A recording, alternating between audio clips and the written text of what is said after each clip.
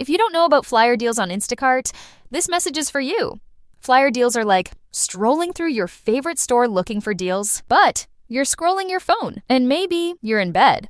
Because getting delivery doesn't mean you have to miss deals like you'd get at the store, like the one creamer that doesn't make your stomach hurt, or the pasta sauce you can't not buy when it's on sale. So download the Instacart app, shop flyers, and never miss a deal on one of your favorites. Plus, get delivery in as fast as 30 minutes. Come on, do that summer fun thing. Silverwood, come join the fun. Thrills and spills that'll make you scream. Silverwood, come join the fun. Silverwood, come join the fun. Well, hey there. Welcome to this week's very special episode of the Silverwood Show podcast. And I know I say it's always special, but this one is golden. Monumental. It's really golden and monumental. Yes. And we are celebrating Corkscrew's 50th birthday this episode. And today, we're actually dropping this episode a day early just for Corkscrew. This because is, a big deal. It's its 50th birthday. Today is the day. Yeah. And we're so excited about that. So we've got two very special guests this episode because we're going to make this all about Corkscrew. We've got a lovely woman who was lucky enough to basically be there since day one. Mm-hmm. And we have a man who literally knows everything there is to know about Corkscrew and what makes it so special. So I'm really excited for this episode. But before we do that, let's head into the Park Pulse real quick. Yeah? Park Pulse. All right. So let's talk about what's been going on here at the park. We just finished Kids Weekend. Yeah. And that was a lot of fun. I wish we would have had a little bit better weather. Don't we all? always.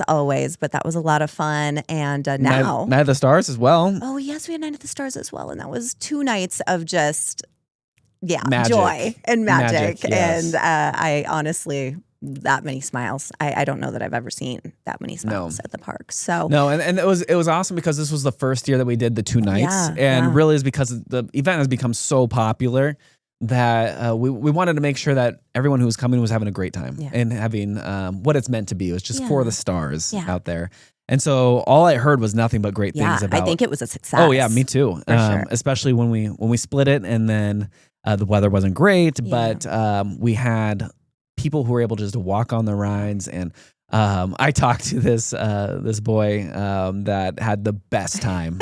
I got a bracelet from someone. They gave me a bracelet when I was helping load the train. Okay. Got lots of hugs. I was going to say, how many people said, "Oh, you're the guy from the podcast"? Just one. Just one. Okay. Well, I think you were there for that one. I was there for that one. So we're going to get Jordan some autographs that he can pass out. But yeah, can't wait. It's going to be fantastic. But to everyone who helped out with Night of the Stars, all of our volunteers, it was a lovely event. Yes, so huge we can't success. wait for next year. And now we kind of know how to streamline things in the future. So that's going to be great. Yep. But we head into Heroes Weekend this weekend. So tell us about that. Heroes Weekend is Memorial Day weekend every year, and it is where all police, firefighter, military, veterans, and EMS get into the park for free, and then their family, their immediate family, gets a special discount when they purchase at the gate. And so it's a really special weekend because it's also the launch of Boulder Beach. Yes. And so Boulder Beach kicks off this weekend. It looks like the weather is going to be awesome. What was it, like 80 something as we're recording? Yeah, so let's cross our fingers. Hopefully that stays. But it's really kind of the unofficial start of summer for us. Yeah. So with especially last year, we opened a little later because we were getting Emerald Forest ready. And so now that is ready, we're going to start off just like we always do with Memorial Day weekend. And so come out and have a blast in some nice weather. Yeah. Don't forget the sunscreen because all of us from North Idaho always seem to do that, and we're going to look like lobsters. There's going to be a lot of lobsters walking around at work on Tuesday. That's actually a great tip. An inside scoop prior to the inside scoop. So anything else you want to talk about in the Park Pulse, or should we, let's talk about what's happening tonight. Yeah. Obviously. Of course. This is the Corkscrew episode. So we're celebrating the birthday. And tell us about what we're doing that's special this evening. So it's actually started last year when we have our end of season get together for our cast and crew, and one person asked, what are we going to do for the 50th birthday of Corkscrew? And that started getting our mind working, and it wasn't until probably a month and a half ago that we had this idea of like, what if we celebrated Corkscrew's 50th birthday with everybody who was also celebrating a birthday that day. And we're like, could we get enough people to fill a train? And we have 35 people signed up, ready to go. Yeah. And so they're going to come out tonight. We have the engineers. They're going to sing some songs. We're going to sing happy birthday to Corkscrew and everybody else out there. And they'll have exclusive ride time for an hour. And then we'll have cupcakes. And each person gets a birthday present. It's going to be so great. And what they don't know is in this birthday present is not only Corkscrew swag, but a season pass to Silverwood for this year. I didn't even know that. You didn't know that? No. Yes. So they get to open a season pass. Am I going to have goosebumps this whole episode? You will. Oh, that made me so happy. Yeah, that's so great. It's a special little gift that they're going to get from us. Okay. So if they're listening, you just ruined the surprise. Well, hopefully, let's not launch this until they're definitely not listening. Okay, yeah, we're fine. Well, I think that's a great reason then to head right into our big drop. Yes. And start talking about what makes Corkscrew and its 50th such a very, very big milestone here at Silverwood. So let's do it. The Big Drop. And we are back to kind of kick off our big celebration with a very special guest who got to experience something that most of us can't say we experienced. We have got none of us can say that. Okay, yeah, well, especially in this room. But we've got Tami Martinez here. And Tami is, I'm going to call you a Corkscrew bestie because you've been there since day one. But before we get into the Corkscrew thing, let's just learn a little bit about you. Tell us about your background, all of that, and Silverwood favorites maybe. Sure. Yeah. Well, I have lived in North Idaho since 1994, but prior to that, I've moved 47 times. Oh, my Lanta. Yeah. My dad was in the produce industry on a national level, and that's kind of how we got the opportunity to get into some of the stories here. But well, my favorite Silverwood, I guess the first time I came to Silverwood, because I grew up and spent so much time at Knott's Berry Farm, was the comparison. It just felt like home. Mm-hmm. So that was super exciting. And I've always been so impressed with the grounds, how beautiful it is, how friendly it is. But I'd have to say my favorite ride is Aftershock. Okay. It's a good one. Yeah. Why Aftershock? Yeah. Well, that's kind of there's a purpose to that. Mm-hmm. So I was a little bit roller coaster shy, as you know, in my age.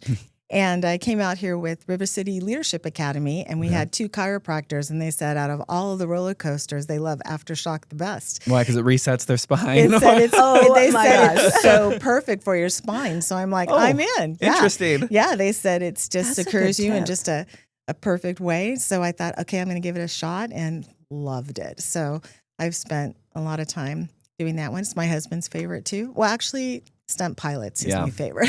Yeah, that's a good one. Stunt Pilot was one and done for me. I loved it. One and done. That's so interesting. So we have a new advertising campaign. It's come out and get your spine corrected on Aftershock. Aftershock. Who knew? But I mean, I'm interested immediately. My ears were like, that's what I need. That's exactly what I need. So, okay, I'm going to go right Aftershock this weekend. Yeah. But, and you kind of mentioned that you might have a special someone that works here this year? I do. My grandson, he has had gold passes for the last several seasons and just couldn't wait till he was 14 and applied. It was kind of cute. He showed up in a suit and tie. No. Everyone else was in gosh. hoodies. And he came out, he was like, I got the job. It was the strangest interview. He just asked me 2 questions and went, "You're hired." I'm pretty sure him walking in the suit, we were like, "You're not going anywhere." Yeah, you're hired just by dressing to impress. That's just him. But yeah, he works in the pavilion. He had his first full weekend last weekend, and he shucked many cases of corn and loved it. Oh, that's good. Yeah, he just loves the job, loves being out here, and is excited to meet new friends, and we're excited for him to be on this side of things. So impressed with Silverwood and the way you train up and deal with your cast members. It's just a beautiful thing. That's it really great. is. It's We great to have hear. great training around here. So you did mention that somebody told you what their favorite food was here. And I just want to mention it because it's also Jordan's. Well, yes, we were talking about what my favorite food is, and I'm one of those who brings a picnic in. Yeah. But my grandson, Gage, shout out to him, anything on the Lindy menu is him. I mean, he he would come out here with friends, again, in a suit and tie sometimes, and just go to Lindy's, then change to go, play in Boulder Beach and ride the train. And he's an interesting character. That's awesome. We're going to get a picture of him next time he comes in that suit and tie. Great. So let's kind of go back. Let's go back to Knott's Berry Farm. 50 years ago. I know. Corkscrew. It is. Just hitting the streets, I guess you could say. And you were there. Right. So my father, I mentioned that he was in the produce industry. So he was he was the broker vendor for Disney and Disneyland and Knott's Berry Farm. So as a family, we were pretty fortunate. We had free passes all the time, anytime. Yeah. My mom's 90, and she still has some of the original Disney books and some of the Knott's Berry Farm passes, which is pretty cool. And we were talking about this anniversary coming up. But she said, she was like in her 20s, and she'd pack a picnic lunch, and her friends would take the babies and ride a couple rides at Disneyland or Knott's Berry Farm, and then go home, right? Because we lived down there. And that's awesome. Yeah. So and I remember when we moved to Wisconsin, my third grade teacher called my mom in because she said I was exaggerating in class, and my mom was like, "What was she exaggerating about?" Because she said she's been to Disneyland 100 times. And my mom's like, probably more than 100 times. She's under exaggerating. Yeah, exactly. So, and Knott's too. So, and I love the cars that you have here, because those are my earliest memories at Knott's Berry Farm, being 5 and feeling like I could drive that car. The antique cars. The antique cars, yes. Yeah. It's exciting. But anyway, to the Corkscrew, I think we were living up in Portland, Oregon area, and going to school, and then my dad was invited to come to the VIP night, which was the night before Corkscrew opened to the public, and they did a private ribbon cutting. So I got out of school early that year, and we went down to California. And, I'm 62, so this is a lot of memories to get to. But I just remember them cutting the ribbon, and my brother and his friend just running to the front, and our friend's sister, which was my friend, she's like, I'm not letting them get in the first cart. So actually my brother and his friend were in the very front cart. We were right behind them. And that was crazy. It was totally crazy. As soon as it went up to the top and you could see down, I thought, what am I doing? But it was insane. And I just remember, really honestly, it was the first thing of its kind that I'd ever been on. So there was a little bit of fear. Am I going to stay in here? Am I going to, fall out? But of course, after you get down, the rush is like, let's do it again. Yeah. So it was super, super exciting. How many times did you ride it that day? I don't remember offhand. Yeah. We were kind of shuffled around to lots of other party event things that were happening that day. But I can remember twice I rode on the back end the second time, and I seemed to enjoy that more. So, but the front, this guy too. That's my favorite back. Yeah, the back. Yeah, I don't know. It's fun to see everyone's arms flying up. You feel less invested, like, oh my gosh, we're gonna go. That's kind of how it is. It's a whole different. What was the vibe of that night? Oh my goodness. So again, I wish I had, all the answers. I think just being 12, I was 12 at the time. My brother, I think, was 15 or 16. We were just excited to be part of something. Most of it, I think, was just like, come on, let's just do some, rides and things. I, again, remember riding the antique cars that night too. So that was really fun. But it was pretty exciting. It was the first real major roller coaster that was kind of down in that area, besides Matterhorn, things like that. But this was groundbreaking for Knott's Berry Farm, and so I just remember the excitement as a kid, just being able to be the first, right. To ride that. So that was pretty exciting. And the first coaster that's going upside down. Going upside down, right? Yeah, and you over the years you read a lot about the angles of it, the velocity, that type of thing too, and it's just kind of one of those things that's like, wow, I was part of history. Yeah, really that piece. Yeah, that's amazing because like you said, you were like second row yes. of one of the very first runs of that ride to the public. Right. Well, actually, it was a private night, so I'm it wasn't sure even public yet. Yeah, so I'm sure the employees had wrote it Yeah. and stuff before, but they did 2 ribbon cuttings, one that night, and then the next day, I do remember us going to the park, but we probably went to Disneyland too. So I mean, it's because we were down there, So I have goosebumps. It gives me goosebumps just thinking about that. That's huge. That's such a cool thing to be able to experience. Like, I mean, insanely monumental attraction in the coaster industry, and for you to be able to be there is amazing, but it doesn't stop there. It doesn't. No. It's the craziest thing. Yeah, so continue forward. Yes. So you'd have to, so that was, I think, 1975? Because I'm thinking that was the summer. 50th year. What year was it here? 90. 90. Okay. Oh, gosh. No, I guess I moved here before 1990. Yeah, because I was here. So I was working with a church and their youth group, and we decided to do this fun thing and, take our video cams and go into their bedrooms at 5 a.m. in the morning and wake them up and kidnap them. So the parents were involved with all of that, packed their bags and stuff, and we threw them all in the van. There was probably about 20 or so. And then we there was a family that lived near here, and we did a big breakfast, and they got ready, and then this big surprise was going to Silverwood. Well, it turned out it was the day you guys were doing your ribbon cutting on the Corkscrew. Oh my gosh, the chances. Yeah, it was crazy. So I ended up telling several of the kids the story that I just told you. Yeah.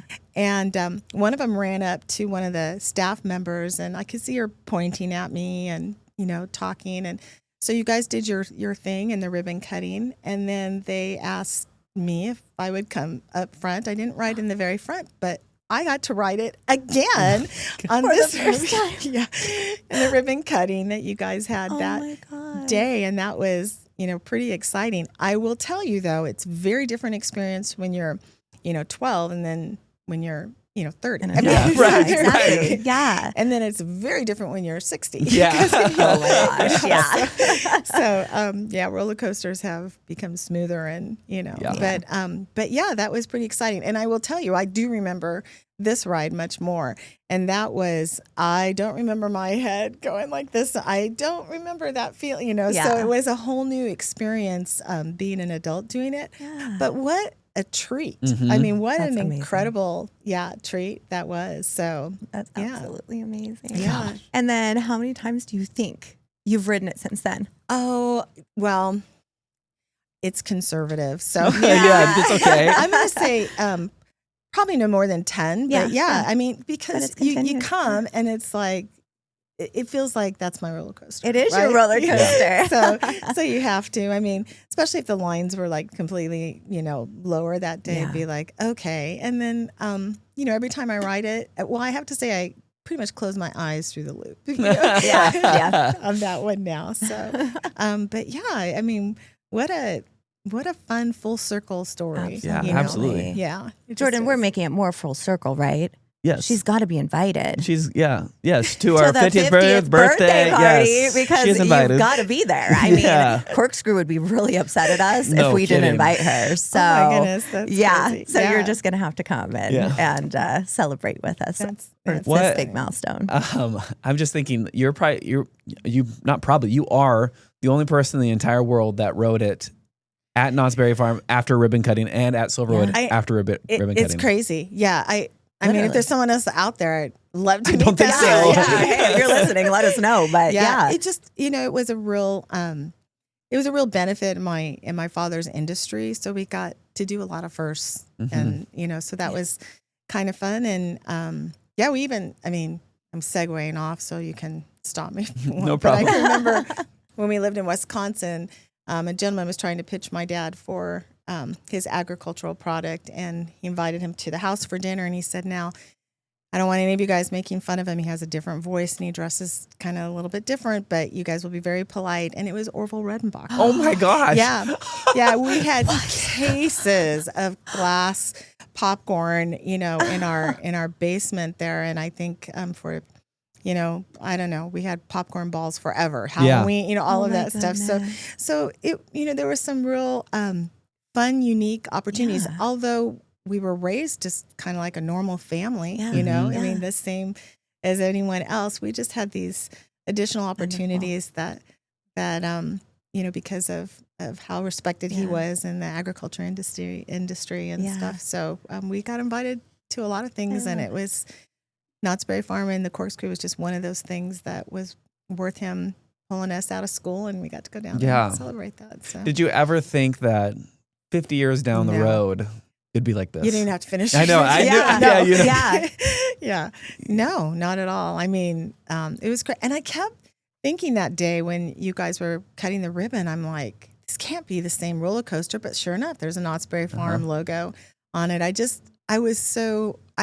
I hadn't been up on the news that you guys had purchased it and, was unaware of that. So the feeling I had that day was almost in awe and surreal, right? Yeah. It just really was. So that was kind of exciting. One of those meant to be moments. No kidding. Honestly. Yeah. Well, and then for us to come upon you, and Jordan to be talking to you and find out all of this before our 50th. And that's funny because Jordan and I know each other from another organization that we both volunteer with. And I can't remember. I think we were talking about that. And my husband said, have you ever told him the Corkscrew story? And I go, I think I have. I'm thinking that I have. And he goes, you need to tell him. So we're here today because Jean was like, you better text him that story. Gosh, it's crazy because we were looking for someone that wouldn't it be so cool if we had someone that was there both times? But not even both times. We just wanted someone there. Exactly. Now we have someone there and here both times. It was crazy. Unbelievable. Yeah, and I had no idea that you guys were even looking for that. It was just one of those moments where my husband, was like, we're standing in the kitchen and he's like, did you tell him this? And, tell him this. And so when I texted to you and you said that, I was like, okay, look at the can of worms you just opened for me. No kidding. Love it. So, yes. I still have goosebumps. I love I love stories like this. This is what really encompasses what Silverwood is all about. Yeah. In so many theme parks, is to be able to make those memories and and to that's continue to live them. Yeah. 100%. Well, that's the crazy part. Well, that's the part I was nervous about. Like, if I come to this party, are you going to have me right again? You can watch. Yes. Just having you there would be such a blessing. So, we love that. But, I wrote it last year. So, like I said, it's just, I know. What's another year? Really. It's so true. Yeah. And definitely put you on aftershock again. Sure too. So. Well, we'll correct your spine at the same time. I'll go with you because I'd like to experience this. It's been a while for me. So that's so awesome. Yeah. Well, and then so our birthday, we're celebrating the 50th, and because it is such a monumental coaster in the industry, but we'll have cupcakes and people who are celebrating their birthday on the same day are coming out, and so. We have, I think, 35 people who are celebrating their birthday and going to celebrate it with Corkscrew on that day. Cool. Huge birthday celebration. We need to have the person who is there at day one there as well. Isn't that crazy? Yeah. It's just, kind of, like I said, I was down in Southern Oregon visiting with my mom. My brother lives there, and he would have been all about being up here. You know what I mean? Yeah. That would have been awesome. So, but... You have senior citizens. I guess even. If I can do it, anyone can do it, right? You're only as old as you make yourself, and you are still very young at heart. I can 100% tell. So, It's Do you have any other questions for? I'm just over here in my feelings. No, I think. All of we'll just wrap it up with this. With all of your memories with Corkscrew from day one to year 50, what's your favorite? Surviving. No. I'd have to say,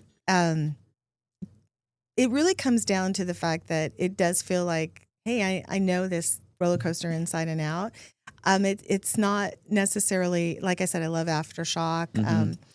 My granddaughters love the wooden roller coasters, and I just, we've just kind of grew up around amusement parks our whole life, so I love it all. But the Corkscrew, I guess my favorite memory is that it's just part of me, right? It's just part of who I am and experiences that I was privileged enough to experience. But as far as the ride goes, I'm 60, so shaking my head. That's why Stunt Pilot's so smooth. That is just a really, a smooth one. But I think I guess my recommendation is do the Corkscrew and then do Stunt Pilot There you go. afterwards, Yeah. and just see how exciting the technology has where how far it's come, and how Silverwood has kind of led the way in all of that. You guys have great history, and and kind of encompassed everything. Yeah. That's great. Love that. Oh, thank you so much, Tami. I'm over here just like, because I don't know why. I've Corkscrew has become an emotional thing for me as I've been learning all of these stories, and it's so much more than just a roller coaster. And thank you for helping explain that to our audience so that they can kind of understand why this is so special. It is, and I'm looking forward to hearing about all of the installation, all of the other pieces, because when you're a kid, you're just like, let me on that ride. So that's about all you're thinking about too. So, but thank you for letting me tell the story. And it's just kind of an ironic way how it came about. Well, it's such a cool story, and to let it live on, for those who, wish they were there, or weren't even born yet either time, right? And so like to be able to hear from someone who was there is such a cool moment in history for us to share with everybody as well. So thank you for coming up and sharing the story with me so we can get you on here. Exactly. Well, I did think of one thing, and so when the gal from our youth group up here ran over, my first thought was dread.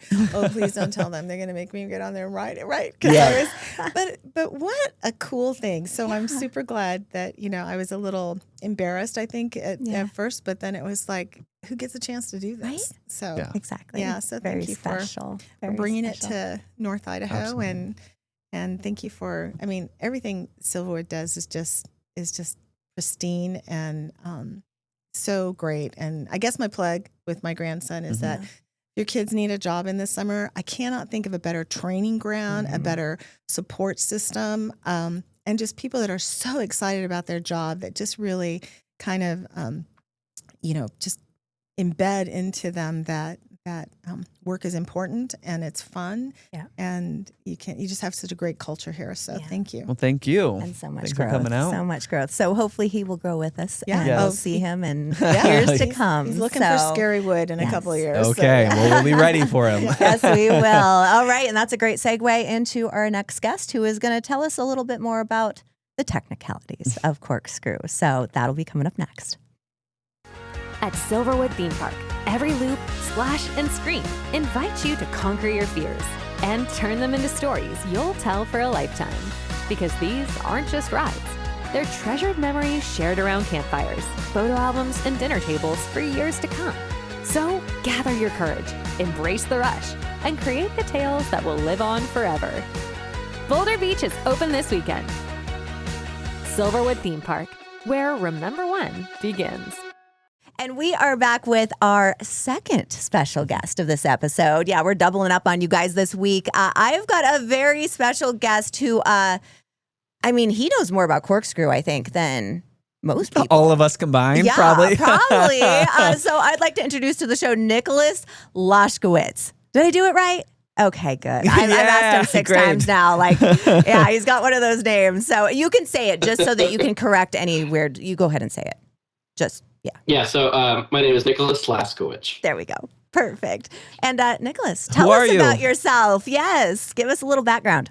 Yeah, so I'm based in Los Angeles, California, and I am an avid roller coaster enthusiast and historian. I am with the American Coaster Enthusiasts. We are an all-volunteer 501c3 nonprofit organization, and we're dedicated to the preservation of roller coasters, the enjoyment, and most importantly, in my eyes, the education of the history and importance of roller coasters in our industry. Which is why he's such a perfect guest for today as we're celebrating Corkscrew's 50th birthday. Go ahead and just tell us. So how are you familiar with Corkscrew other than just being a professional at this? Yeah, so I've been with ACE for over 15 years now, and one of the projects I do with the club is I produce historical documentaries about the industry, about roller coasters. I've done 10 documentaries over the past 12 years. Wow. And one of the documentaries I did was on a company called Aero Development. And sharp-eyed fans would know that Aero is the company behind Corkscrew. They're the ones who designed and built Corkscrew. And so I know a ton about the history of that ride, and I can share even more. I can share even more. Well, I think that's probably where we get started. Is so our previous guest on here, she was there for the ribbon cutting at Knott's Berry Farm. She was also here for the ribbon cutting at Silverwood just by chance. So I want to take even further back of like, how did we get Corkscrew? How did the world get Corkscrew to be the first modern steel coaster to go upside down? Yeah, so aero development has been around since the late 1940s, and they didn't build a roller coaster until 1959 with a little-known coaster called the Matterhorn bobsleds at Disneyland. Very revolutionary for its. Yeah, I'm sure you have heard of it. It's very revolutionary for its use of tubular steel track in roller coasters, typically referred to as the first tubular steel roller coaster, and that started off a whole new genre of rides in the industry. And so throughout the 1960s, aero development created what's called a runaway mine train. And runaway mine train coasters are found all around the world. Other manufacturers have built mine train style coasters. And come into the 1970s, and the idea to go upside down in the modern era came about again. And we hadn't seen coasters that had gone upside down at that point since the early 1900s. And we're talking, small circular loops that had really high G-forces. People often got whiplash or got hurt. And so it had been, a long time since there had been an attempt to go upside down again. It sounds like a good time. Yeah, it really does, right? Absolutely. And so the idea to go upside down led to, why don't we do something that's maybe not necessarily a loop like we all know today as probably one of the most iconic elements on a coaster that go upside down, but a corkscrew. And so aero in the early 1970s, let's say around 1973, 1974, began developing the concept of the corkscrew. And they did a full-scale build-out of the ride in their Mountain View, California shop. So middle of Silicon Valley, where high tech was starting to boom, so was the amusement industry. There was a lot going on in the area. And the corkscrew that we know today, of course, at Silverwood, and before that, Knott's, is the exact same one they built completely in full scale in Mountain View as well. Wow. And that's where the Knott's family originally rode the corkscrew, and that's where they decided to buy it for their park. But it was set up there for a long time where they did full-on promotional videos. Anybody who wanted to buy a ride like that could come see it for themselves and see what a corkscrew really was, because it was the first one ever. So how did Knott's become the first to get this prototype? How did that discussion happen and also then land there in 75? So interest was definitely huge when this was built, and people literally driving by their shop, because it was right along Highway 101, a major throughway. People could drive on the freeway and see this massive roller coaster on the side of the highway. So even just local buzz was generated by just being able to see it in public view like that. And as far as Knott's being able to get it, I think it landed out just being right place at the right time. They showed the most interest of anybody. And the Knott's family was very adamant and strong about, what can we do to keep this park on the map? And, being a family-owned park at the time was a big deal for them to kind of talk as a family and figure out, okay, what do we want to do to keep the public coming? And the corkscrew was the next best thing for them. And Marion Knott is the one who was the one who visited the park, or visited Aero's facility and got to ride the ride. And ultimately the decision was made that we got to have this, and they were the first to do it. That's so cool. It's incredible. Yeah.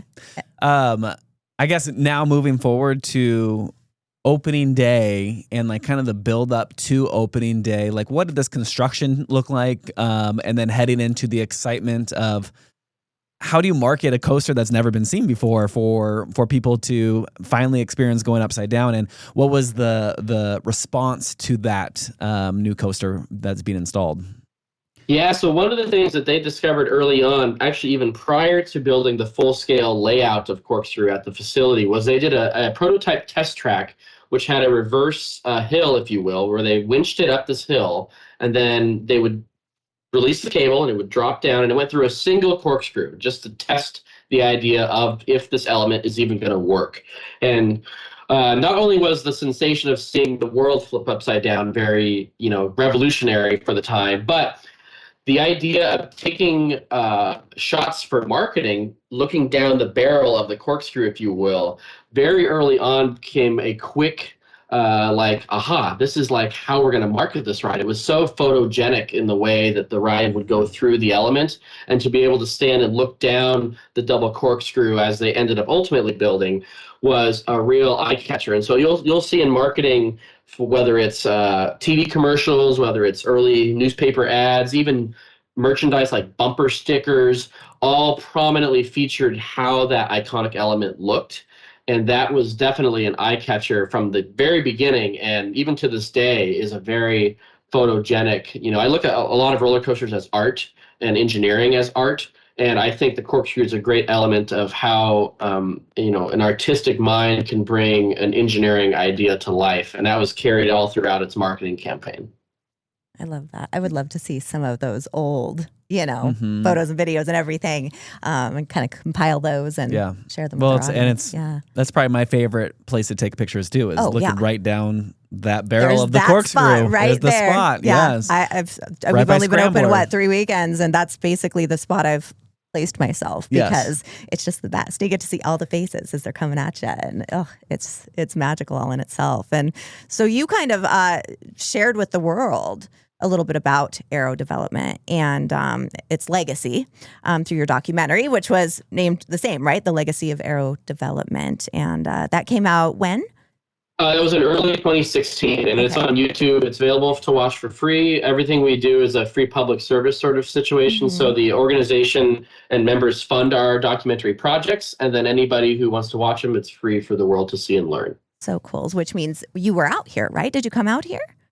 Yeah, so there was a small film crew of us. There were 3 of us at the time. It was, I believe, August of 2015, and it was all of our first time to the park. This was a park that I had always wanted to go to. I grew up with the Santa Cruz Beach Boardwalk as my home park, and so I've had a long love of family-owned parks. Parks like Silverwood, parks like Lagoon. I love family-owned parks, and I'm so glad that there's still a great community of them around. I know all those parks talk to each other as well and share ideas and their families. It's very much a family within a family industry, which is great.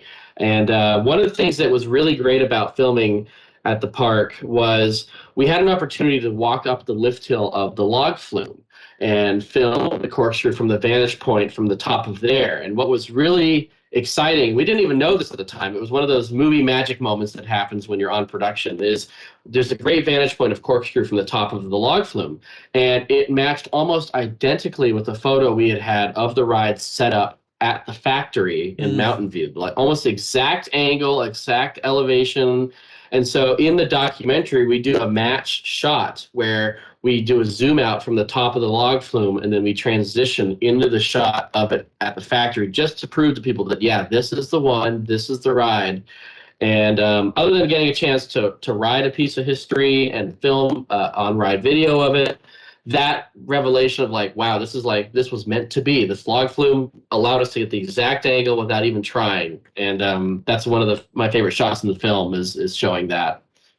We've had a lot of those meant to be moments in this episode. And that's what makes Corkscrew so magical. I'm not kidding. It's just there's so much behind it. But let's see. What else? I have a question. So Aero develops Corkscrew, Knott's buys Corkscrew, but then they also develop other similar rides that are basically a cookie cutter of the Corkscrew, and those get scattered around the country.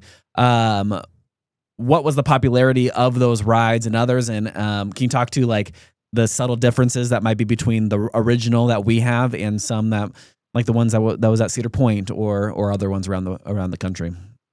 Yeah, exactly. So what they ended up doing was, it's like a lot of car manufacturers, ride manufacturers like Aero started looking into ways they could sell a certain model or a certain layout of a ride. It's easier to sell a certain type of car than selling one-offs. And so they decided, based on the success of the Corkscrew, that they were going to offer variants of it as well that allowed them to be more modular depending on what park wanted one. So, of course, there's the standard model, like you have the original with the double corkscrew, but then parks like Cedar Point could opt to add a vertical loop if they wanted to, because a year later, Arrow then revolutionized, no pun intended, with creating a vertical loop and started to integrate that into their corkscrew design. And so maybe you could have an airtime hill, a loop, and then go into the corkscrew. So the layout maybe is elongated a little bit. There was one park that actually did a triple corkscrew, which is a very rare thing in the industry as a whole. And so they were able to kind of mix and match different elements. The double corkscrew is featured on many of their full-on custom rides as well. So, for example, if you go to Six Flags Magic Mountain, they have a very large looping coaster there called Viper, and that has loops that are very high in the sky, but it also has the iconic double corkscrew at the end of the ride, much like a homage, once, if you will, to how they all started with the corkscrew. And so it's kind of cool to see how their rides changed over the years and how they went from things that were a little more intimate. Not that a corkscrew is necessarily like not scary, because for our first coaster to go upside down for a kid, that's definitely scary. But it's great to be able to have these coasters still around that we can look back at and say, like, this is where we came from. And I think that's what's important about the history of this industry is, I mean, roller coasters are kind of an odd thing if you think about it, but it's fun that parks like Silverwood, like you, have decided to, pay attention to the history and see the importance of it, not only in acquiring corkscrew in the first place, but taking the time to maintain the ride and keep it for generations, because now multiple generations have been able to ride corkscrew. Some people can come to Silverwood and say, I rode it in 1975, like your other guest, and now I can ride it at Silverwood and I can take my own kids on it. And that's worth so much. That's worth so much. I have goosebumps again. Don't worry. I'm just, for whatever reason, corkscrew gets me in my feelings. It does. So, yeah. So now, 1990, it gets brought to Silverwood. And how is that, I guess, process getting it up here, but also to have such an iconic coaster at a family-owned theme park? How did the roller coaster community handle just kind of that transition? Yeah, when I was learning about the history of the ride, I was actually amazed that it was relocated at all. You typically don't see prototype coasters, because that's certainly what this was, necessarily relocated to another park. Not necessarily because they weren't successful or good, but because sometimes the ways they were assembled was more, let's say, less able to be relocated, or it was more of a permanent installation. And Corkscrew is a great example of that, where that ride was welded together. Coasters more typically today, track pieces are bolted together, they sleeve into each other, and they're more modular, if you will, so you can more easily relocate or assemble a ride. But what's fascinating is that Corkscrew, of course, was built in Mountain View first, welded together, torched apart, brought to knots, welded together, torched apart, and then welded together again at Silverwood. And you can see, and it's not like you look at it and you think, oh my gosh, it looks unsafe, but you can tell that the ride has history and it has a story to tell. And I think it's a really, I give the Norton family so much credit for looking at the opportunity to save a piece of history like that, because I think it takes a special park and a special family to do something like that. A lot of parks are also looking for the next big thing, the next new thing. And the Corkscrew had already been, there was over a dozen corkscrew coasters in the country at this point. And so it's great that, despite the extra work, it was able to be moved to that park. And I think it was definitely worth it. And so now what does Corkscrew mean to the corkscrew community after 50 years of operation? What does its legacy mean to the world? Yeah, it really shows how we've come as an industry. You look at how fast coasters are going now. You look at how many inversions. We're breaking over 10 inversions on some rides at some parks, which is unbelievable. And the combination of creativity that we're seeing in the industry is really astonishing. But I still love classic rides almost just as much as new rides, and it's something about charm. Older rides tend to be what more people would call rough, but I don't call old rides rough. I call them, that's just more charm. And I think Corkscrew is full of charm. And, I think that's what makes wooden coasters so special, which is so great that Silverwood has multiple wooden coasters. A lot of people say that wooden coasters might be too shaky and they're not safe and everything, but no, that's all part of the feeling of a wooden coaster. And I think the feeling of a coaster is just as important as what the ride does. There are also really fantastic smooth coasters, and that's not a bad thing either. So having that variety of the old and the new, and being able to, in my opinion, pay our respects to how far we've come is really important. And I think it gives park guests an appreciation of the past. And the way it's been integrated into the park and cared for over many years, I think is a testament to that ride's history. You just encompassed everything. Yeah, really. 100% right there. There's the quote. It's just, yeah. I'm still over. You talk. Okay, I'm talking. The good questions. I'm over here in my feelings. That was kind of like I know. I'm like, wow. My finale question because it means so much. The 21st marks the first day that the public was able to ride that type of roller coaster. And now 50 years later, it's some kid's first roller coaster ever. And I think it's such a tribute to, just like you said, how far we've come, because right down the road you have Stunt Pilot, and you have Aftershock and some of these bigger roller coasters that all got their start with basically Corkscrew. Corkscrew kind of was the one that started it all. Can you touch on just like how fast the technology grew from when that Corkscrew was put onto the market, and then the coaster wars and how we got to where we're at today? Yeah, that really was a massive kickstart, because after that, in 1976, just a year later, we see looping coasters begin. And multiple manufacturers started kind of all at the same time, unbeknownst to each other, which is an interesting part of the history, is that multiple companies were deciding that we're going to do a loop. And it all happened that same year within weeks of each other. Wow. And it really just started raising the bar for what a roller coaster can be and should be. And before that, it was more pretty much just family thrills at that point. Think about the Runaway Mine Train. When the Matterhorn, we're talking 30 miles an hour, 40 miles an hour. Yeah, or maybe we're doing some tight banked turns, but we're not going down 100-foot drops. We're not going through 80-foot tall loops. And so once people had a taste of what an inversion was like, it was like, how else can we bend this track into doing some other crazy inversions? And so we started seeing rides with 3, 4, 5, 6, 7, 8, 10 inversions. And then we started experiencing with launch coasters, because in the late 1970s, in 1977 or so, launch coasters become a thing. And again, multiple manufacturers start toying with that technology and then throwing loops into the mix with that.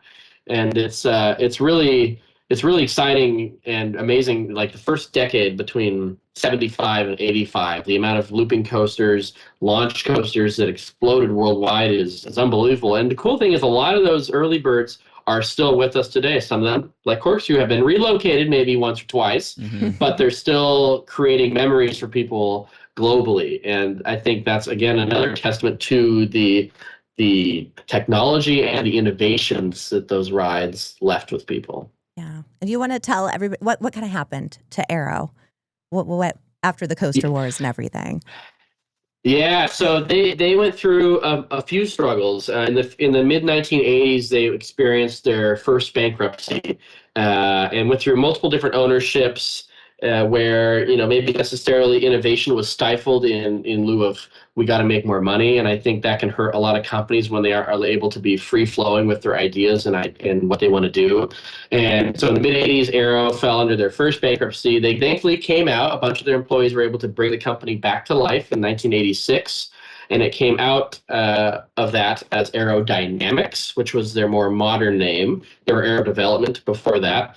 And then they existed until the early 2000s. Their last big coaster project was the Fourth Dimension Coaster X2 at Magic Mountain, which is an unbelievably wild ride compared to two little corkscrews. It's like, oh my gosh, it's like, this can't be even a roller coaster at this point. It's, they went bankrupt during the construction of that $50 million attraction, back when a corkscrew cost around, I think, $800,000.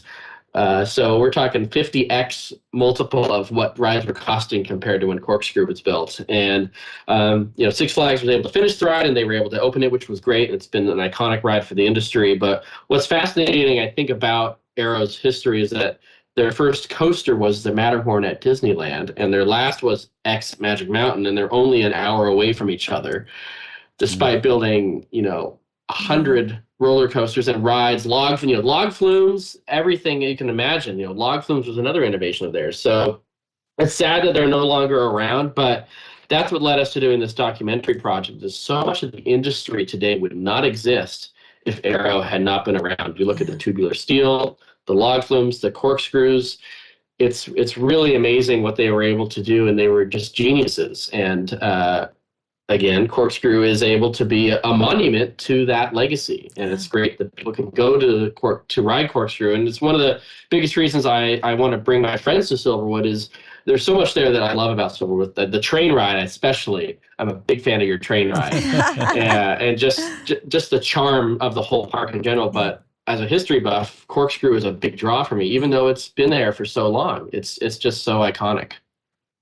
Jordan loves the train ride. I do love the train ride. That's his baby. So that always makes Jordan happy. So would you say that's your favorite part then? Are you going to come back and visit us for more? Oh, absolutely. Okay. It's been far too long since I've been back. And, the fact that Corkscrew is there a decade after I was last there is great. And to see the park grow with rides like Stunt Pilot, which is bringing the next generation of thrill seekers out there, which also has a corkscrew on the ride. So you can ride the old Corkscrew and experience a new age Corkscrew, which is really neat to see, again, the lasting impact of that element. Yeah, I love it. Should we do an inside scoop with him? Yeah, let's do it. I think we need to do an inside scoop with you. I need to get Yeah, we've got a fun sound that goes with it. Yeah, so there we go. Here's our ice cream truck. Because we've got a very special ice cream here at Silverwood. You should try it when you come here. So tell me, share an insider tip about making the best out of your roller coaster experience here at Silverwood or really anywhere. And if you want to make it Corkscrew related, even better. It. Yeah, we love that. Yeah, well, certainly, yeah. So Silverwood has a great variety of roller coasters, whether it's being able to experience history with the Corkscrew and where we've come from, to even the olden age of wooden coasters built in a modern era, but able to experience the thrills of even farther in the past before Corkscrew. So I think the best thing you can do is try everything. You want to get a flavor of everything. Try the new with Stunt Pilot to see what a single rail coaster is like with really tight and intense inversions.